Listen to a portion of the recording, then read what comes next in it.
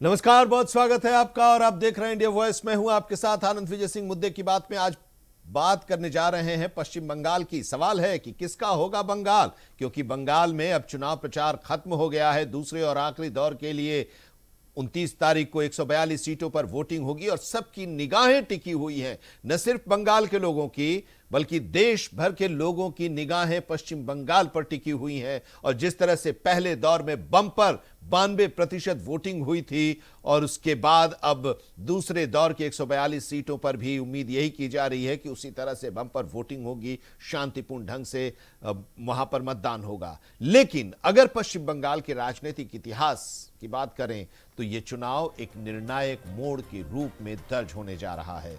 दूसरे और अंतिम चरण का प्रचार थम चुका है। निगाहें 29 अप्रैल को होने वाले मतदान पर हैं और उससे भी ज्यादा जब 29 अप्रैल बीत जाएगा तो फिर 4 मई पर सबकी निगाहें टिकेंगी कि जब ईवीएम खुलेगा तो पता चलेगा किसके दावे में कितना दम रहा। तो पहले दौर में रिकॉर्ड 92% वोटिंग हुई और उस मतदान ने बंगाल के चुनावी इतिहास के पुराने सभी आंकड़े को पीछे छोड़ दिया और इसने सत्ता के गलियारों में हलचल मचा दी।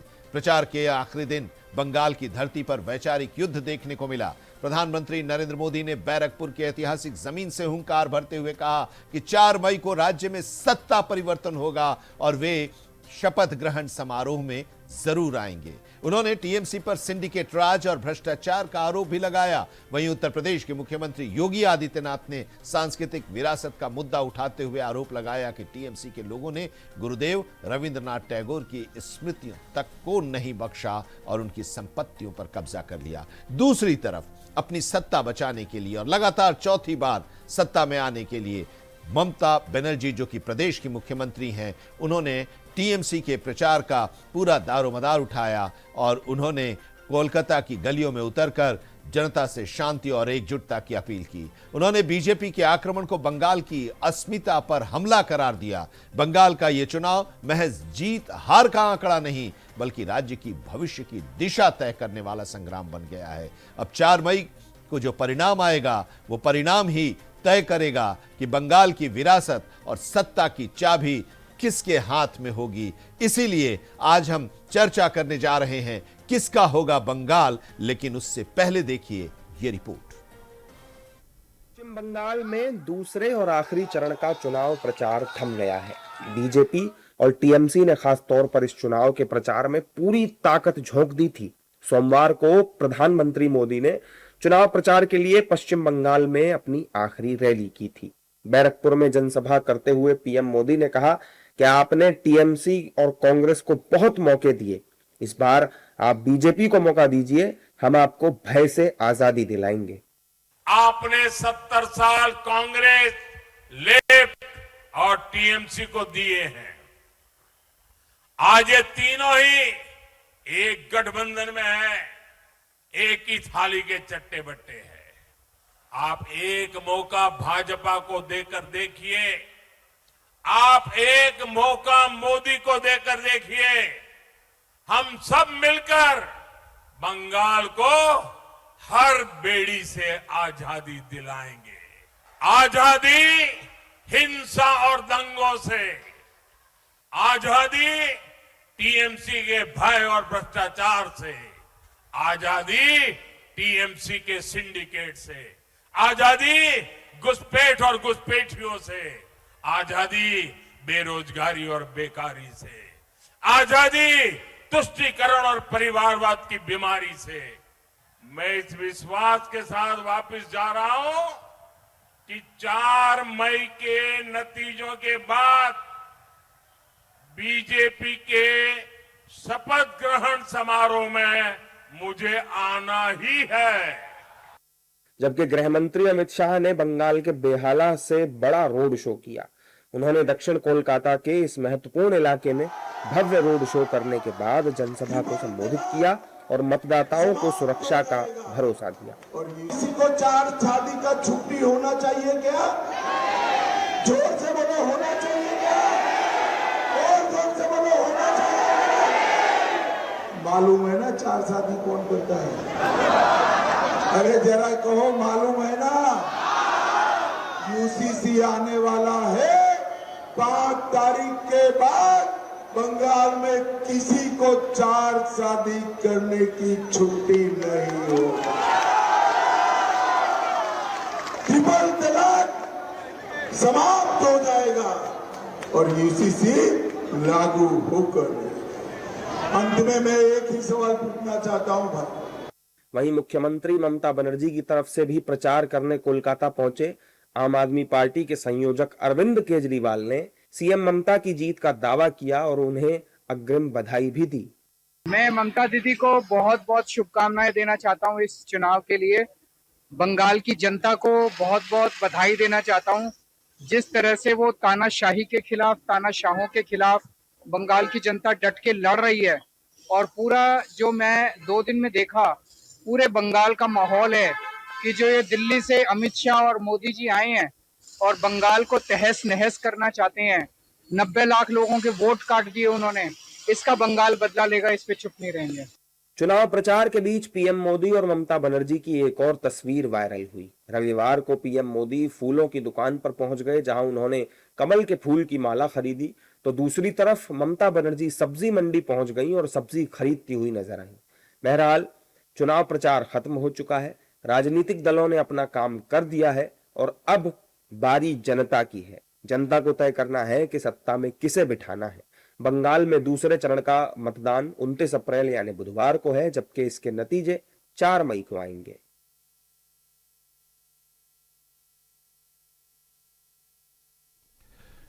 तो चर्चा हम इसी पर करने जा रहे हैं कि किसका होगा बंगाल। बंगाल में जमकर प्रचार हुआ। भारतीय जनता पार्टी में प्रधानमंत्री नरेंद्र मोदी, गृह मंत्री अमित शाह, उत्तर प्रदेश के मुख्यमंत्री योगी आदित्यनाथ, असम के मुख्यमंत्री हिमंता बिस्वा शर्मा और उत्तराखंड के मुख्यमंत्री पुष्कर सिंह धामी सहित तमाम नेताओं ने प्रचार में पूरी ताकत झोंक दी और जमकर चुनावी सभाएं की, रोड शो किया, लोगों से कनेक्ट किया और भारतीय जनता पार्टी की सरकार बनाने की अपील की। उधर जवाब में टीएमसी ने ममता बनर्जी के नेतृत्व में फिर से पूरा दारोमदार उनके कंधे पर और जमकर प्रचार हुआ वहां भी, और ममता बनर्जी हर आरोप का जवाब देती हुई दिखाई दी हैं। उनके साथ विपक्ष के कई दल भी दिखाई दिए। उधर कांग्रेस की तरफ से राहुल गांधी भी आए चुनाव प्रचार करने के लिए, सभाएं की और निशाना साधा।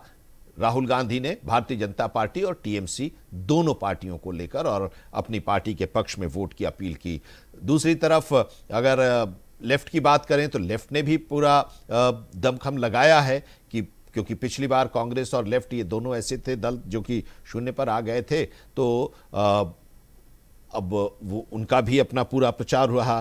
पहले दौर में माना यह जा रहा था कि जो 152 सीटें थीं वो 152 में भारतीय जनता पार्टी ने वो 59 सीटें जीती थी और वो एक पूरा जो दौर था, पूरा जो इलाका 152 सीटों का था, उसमें भारतीय जनता पार्टी मजबूत दिखाई दे रही थी। दावा भी 110 सीटों की जीतने का किया गया है क्योंकि बम्पर वोटिंग हुई है 92% और अब 142 सीटें जो हैं वहां पर जो चुनाव हो रहा है उस 142 सीटों में भारतीय जनता पार्टी के पास सिर्फ 18 सीटें ही मिली थी पिछली बार और इसकी वजह से बड़ा झटका लगा था। 100 का आंकड़ा भी बीजेपी नहीं पार कर पाई थी। तो इस बार चैलेंज है भारतीय जनता पार्टी के पास कि वो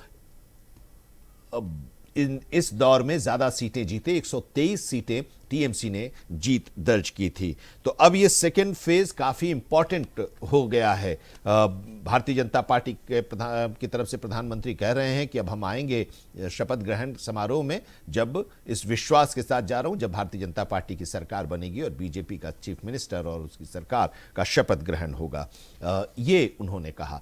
कई अब इसी को लेकर चर्चा की जो बातें हुई हैं, दावे जो किए जा रहे हैं, उन दावों के साथ साथ जो मुद्दे उठाए गए हैं वो जनता से कनेक्ट हो पाया है या नहीं, तो यही डिसाइड करेगा कि किसका होगा बंगाल। हमारे साथ खास मेहमान भी जुड़े हुए हैं इस चर्चा में। हमारे साथ श्याम सलूने वशिष्ठ जी हैं, भारतीय जनता पार्टी के वरिष्ठ नेता हैं। बहुत स्वागत है सर हमारे साथ इस चर्चा में जुड़ने के लिए। डॉक्टर सौरभ झा हैं, राजनीतिक विश्लेषक, हमारे साथ इस चर्चा में जुड़ रहे हैं। नीरज त्रिपाठी जी, राजनीतिक विश्लेषक, हमारे साथ इस चर्चा में जुड़ रहे हैं।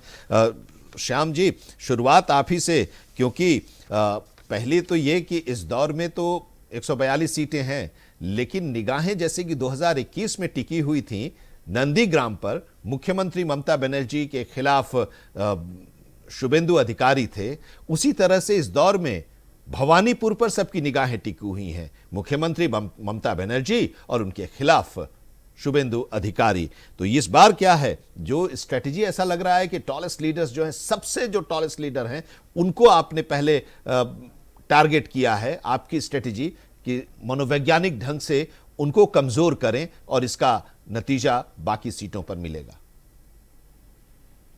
आनंद जी, आपको और साथी मित्रों को मेरा राधे राधे नमस्कार। नमस्कार। देखिए आनंद जी, ममता बनर्जी के कुशासन से पश्चिम बंगाल की जनता त्राहिमाम कर चुकी थी और वो एक आस लगाए हुए थी कि किसी भी तरीके से इस जालिम सरकार से मुक्ति मिले। अब चूंकि इतने फर्जी वोट और इतने फर्जीकरण ममता बनर्जी ने कर रखा था कि जनता उससे मुक्ति पा नहीं पा रही थी। मैं धन्यवाद करता हूँ तो चुनाव आयोग का कि चुनाव आयोग ने जिस तरह से ईमानदारी के साथ एफआईआर कराया और जो भी फर्जी मतदाता थे वो रिजेक्ट किए गए और वो रिजेक्ट होने के बाद में आज पश्चिम बंगाल की जनता, आपने देखा होगा फर्स्ट फेज के इलेक्शन में एक रिकॉर्ड जो वोटिंग हुई थी 90% से भी ऊपर हो गई थी। ये इस बात का सबूत है कि जनता इतनी खुश है, वो इस सरकार को पलट देना चाहती है और बुरी तरह से पलटना चाहती है।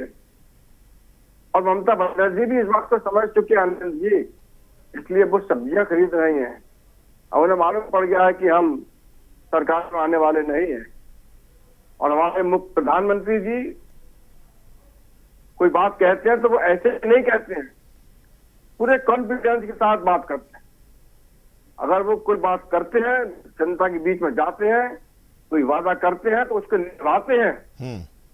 इसलिए बंगाल की जनता भारतीय जनता पार्टी को वोट करेगी और गृह मंत्री जी ने आश्वासन दिया है कि चुनाव के 2 महीने बाद भी हमारे अर्धसैनिक बल और जो भी हमारी फोर्सेज वहां लगी हुई हैं केंद्र की, वो बरकरार रहेंगी, जिससे कि ममता बनर्जी के गुंडे, टीएमसी के गुंडे किसी भी तरीके का कोई भी किसी को हताहत ना कर सके और वोट में किसी प्रकार की परेशानी ना आए।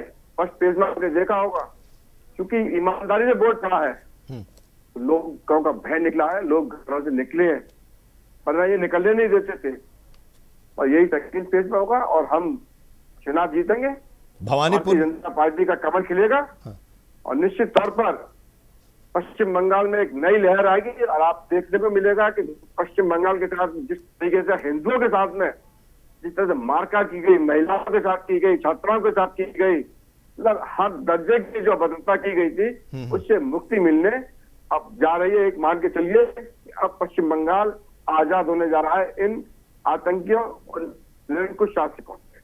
भवानीपुर में आप लोग जीत को लेकर हैं या टफ फाइट देने के विश्वास में हैं? 100% हम जीत रहे हैं। भवानीपुर की जनता हमें जिता रही, बिल्कुल जिता रही है। कहीं कोई इफेक्ट है ही नहीं। क्योंकि आरोप ममता जी लगा रही हैं कि आप लोग वहां पर पैसे बांट रहे हैं और यह भी कहा जा रहा है कि टका तो दे दिया, वोट नहीं देंगे। सरकार ममता बनर्जी पिछले कई दशकों से चला रही है, आरोप लगा रही है कि हम वोट पैसे दे रहे हैं। हमारे पास पैसे कहां पर आए हुआ? हमारी पश्चिम बंगाल की इकाई पे पैसा कहाँ है? ममता बनर्जी आनंद आरोप, अभी तो ये आरोप और लगाएंगे आनंद जी, अभी कहेंगे SIR हो गया इसलिए हम चुनाव हार गए, चुनाव आयोग इसकी कठपुतली बना हुआ था, बी टीम बना हुआ था बीजेपी की।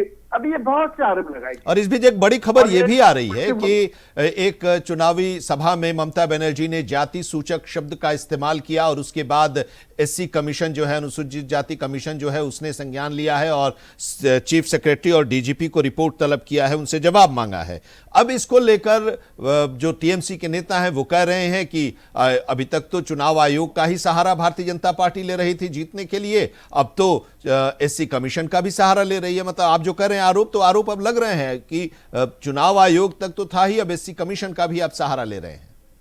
ना, ये सोची समझी साजिश से ममता बनर्जी, वो जानती है कि मैं चुनाव हार रही हूँ और पूरी तरीके से हार रही हूँ, इसलिए वो जाति सूचक शब्दों का नाम ले रही है, सहारा ले रही है, जिससे कि उनके खिलाफ कोई कार्रवाई हो और वो कहे कि भारतीय जनता पार्टी ने हमारे खिलाफ ये कार्रवाई की, इस संगठन को हमारे खिलाफ लगा दिया, तो ये सब वो जानबूझ करके प्रोपेगेंडा रचने जा रही हैं, क्योंकि वो समझ चुकी है वो चुनाव हार रही हैं। और जो उनके साथी हैं, जो उनको ज्ञान देने जा रहे हैं, अरविंद केजरीवाल जैसे लोग, इनका अपना कोई वजूद नहीं है। केजरीवाल जी ने तो बधाई दे दी है सर, केजरीवाल जी ने तो ममता बनर्जी को बधाई दे दी है, अग्रिम बधाई। केजरीवाल कुछ भी कर सकते हैं, सलाम आपके आए, उनको होश ही नहीं रहता है। उनकी पार्टी के सांसद उनको छोड़ के जा रहे हैं। इनकी हठधर्मिता देखिए आप, नहीं एक सांसद जाए, 2 जाए, 3 जाए, 4, 5 जाए, पूरे 7 सांसद जा रहे हैं साहब, कहीं तो कुछ तो बात होगी। हर आदमी टिकाऊ नहीं होता है। ये तो आरोप लगाते हैं, लेकिन अपने कुकर्मों को नहीं देखते हैं कि किस रास्ते पर ये लोग जा रहे हैं। यहाँ समाजवादी पार्टी के लोग खाम का हल्ला मचा रहे हैं कि साथ ममता बनर्जी जीतेंगी। अरे आपका वहां लेना नहीं देना नहीं, आपको पूछ ले रही है। राहुल गांधी ने स्पष्ट कर दिया कि ममता बनर्जी की हठधर्मिता, ममता बनर्जी के गलत व्यवहार के कारण, गलत राजनीति के कारण भारतीय जनता पार्टी को सत्ता मिल रही है। तो ये स्पष्ट होता जा रहा है कि भारतीय जनता पार्टी की सरकार बनने जा रही है और आपस में ही एक दूसरे पर अभी आरोप प्रत्यारोप लगाएंगे और उसके बाद में शांत हो जाएंगे। सब्जियों का भाव ममता जी देखने लगी है और उनका सब्जी और ये सब तैयार करनी चाहिए अपने लिए। और सरकार 4 तारीख को कमल खिलेगा, 7 तारीख, 8 या 9 तारीख में फिर हमारे मुख्यमंत्री बनेंगे। माननीय प्रधानमंत्री जी के नेतृत्व में कमल खिलने जा रहा है, निश्चित तौर पर कमल खिलेगा। चलिए, काफी कॉन्फिडेंस इस बार भारतीय जनता पार्टी के अंदर देखने को मिल रही है इस प्रचार के दौरान। सौरभ जी, एक सुधार, माफी के साथ प्रशांत त्रिपाठी, मैंने नीरज त्रिपाठी कहा था, प्रशांत त्रिपाठी राजनीतिक विश्लेषक हमारे साथ जुड़े हुए हैं। प्रशांत जी बहुत स्वागत है। सौरभ जी जरा बताइए कि ये जो चुनाव हो रहा है, इस चुनाव के बारे में जरा बताइए। क्या बीजेपी के जोर से ममता बनर्जी की जो सरकार है, ममता बनर्जी की जो पार्टी है टीएमसी, अपना 2021 वाला जो प्रदर्शन है वो दोहरा सकने की स्थिति में दिखाई दे रही है? आपने अभी तक क्या एनालाइज किया है? पूरा चुनाव का प्रचार तो अब खत्म हो गया, एक दिन के बाद वोटिंग है, फाइनल वोटिंग।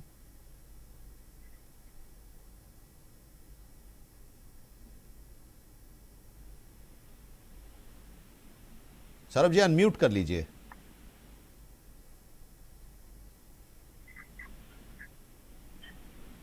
सबसे पहले सारे पैनलिस्ट को मेरे तरफ से नमस्कार। अभी बीजेपी के प्रवक्ता के स्टेटमेंट अभी हम सुन रहे थे। इस बार का जो चुनाव है वो बंगाल के इतिहास में पहली बार ऐसा हो रहा है। जो सबसे पहले तो मैं अपनी बात को इस तरह से रखना चाहूंगा, क्योंकि पहले जो चुनाव हुआ करता था वो चुनाव 5, 6, 7 चरणों में हुआ करती थी। इस बार का चुनाव जो है 2 चरणों में ही सिमट गया। इसका भी कहीं ना कहीं एक इम्पैक्ट आपको देखने को मिलेगा 4 मई को जब काउंटिंग स्टार्ट होगी।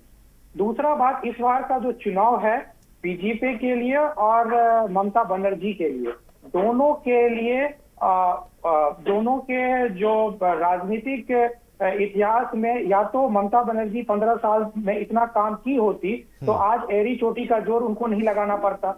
दूसरी बात, बीजेपी पिछले बार भी 2021 के चुनाव में पहले चरण में बहुत अच्छा की थी, दूसरे चरण में उनके पास, आप भी अभी बता रहे थे, 17-18 सीटें मिल पाई थी। तो कल का जो 29 तारीख को जो चुनाव होने वाला है वो बीजेपी के लिए बहुत ही महत्वपूर्ण होगा। लेकिन इस बार बीजेपी भी बहुत जम के मेहनत की है। 15 साल से ममता बनर्जी को वहां की जनता देखते आ रही है। और एक समय में यदि हम बंगाल की बात करें तो लोग बिहार, उत्तर प्रदेश, मध्य प्रदेश से लोग बंगाल जाते थे काम करने के लिए। इंडस्ट्रियल हब हुआ करता था, देश की पुरानी राजधानी के नाम से जाना जाता था वो जगह। आज के टाइम में आप देखिए बंगाल से बहुत माइग्रेशन हो रखा है। वहां पे जो लोग रह रहे हैं, वहां के जो लॉ एंड ऑर्डर है या गवर्नेंस है, या आप करप्शन की बात करें, उससे बहुत परेशान है। आपने 15 साल के चुनाव में ममता बनर्जी को जिस तरह से इस बार चुनाव प्रचार के दौरान उनको आपने देखा होगा, इस तरह से उनको एफर्ट्स लगाने की जरूरत पिछले चुनाव में नहीं करना पड़ा था।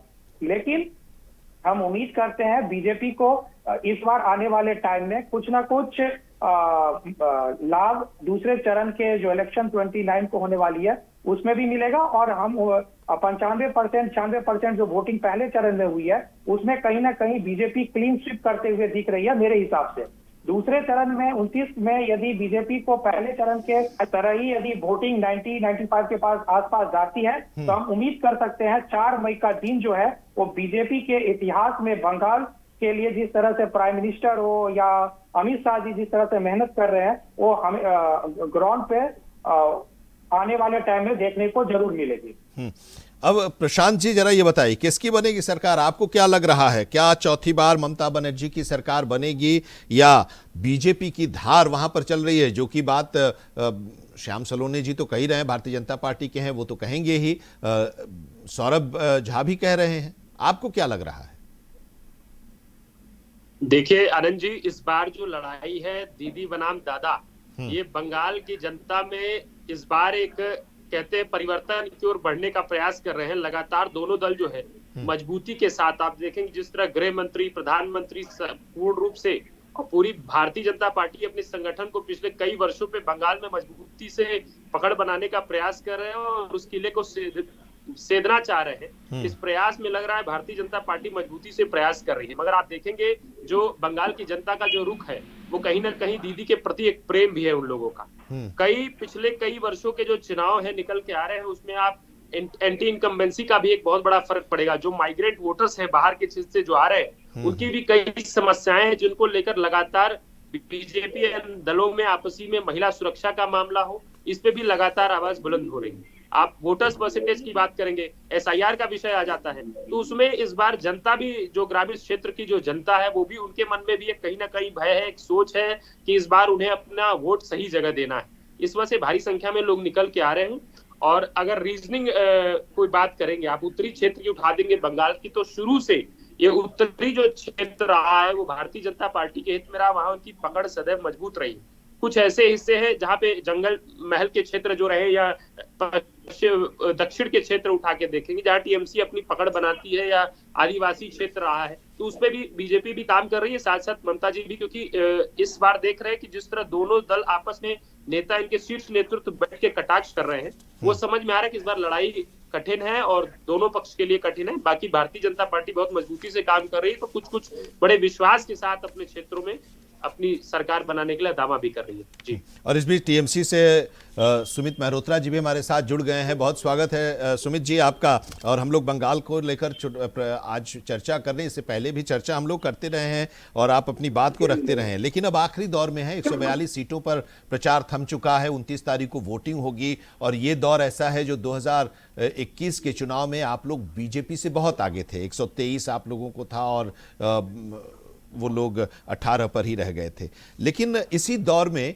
वो सीट भी है जो 2021 में नंदीग्राम पर जिस तरह से नजर टिकी हुई थी, इस बार भवानीपुर पर नजर टिकी हुई है, क्योंकि वही दोनों उम्मीदवार यहां भी हैं आमने सामने।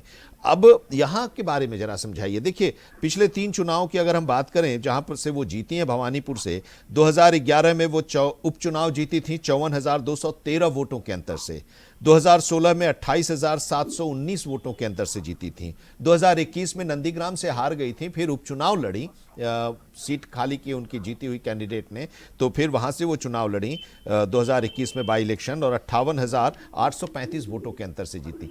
तो 50,000 से ज्यादा वोटों से वो उपचुनाव में जीती, लेकिन 2016 में जब थी तो 28,000 के आसपास उनका डिफरेंस था।